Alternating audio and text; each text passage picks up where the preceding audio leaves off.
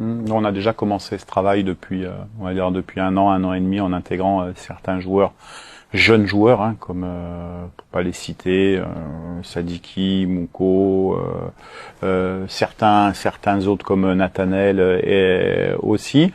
Maintenant, il y a le moment où on doit les intégrer. Il y a le moment aussi où eux doivent prendre de l'expérience pour être prêts le jour où les jours où on les met. Et on l'a vu, le match contre l'Éthiopie, on en a mis beaucoup, hein, à Kinshasa, et c'était important d'ailleurs de les mettre et pour qu'ils s'aperçoivent que oui que c'est différent de ce qu'ils trouvent en Europe et qu'il faut être au niveau de suite, et donc on veut aussi les protéger.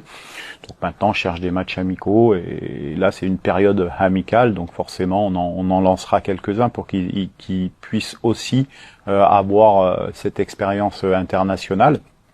Mais c'est difficile, c'est pas parce qu'on s'impose en club qu'on s'impose en équipe nationale. Être international, c'est difficile.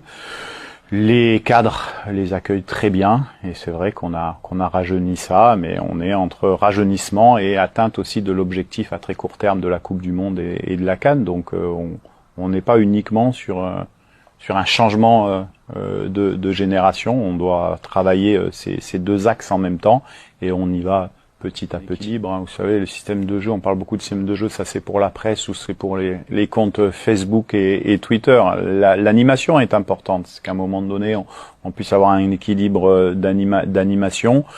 Voilà, après, on travaille, on a des certitudes dans le jeu, ça c'est important, que ce soit des certitudes défensives ou des certitudes offensives. Maintenant, il y a toujours des axes de progression, on essaye de bien évaluer ce qu'on fait de bien et ce qu'on fait de pas bien, parce que c'est important, la critique constructive est importante pour pouvoir s'améliorer.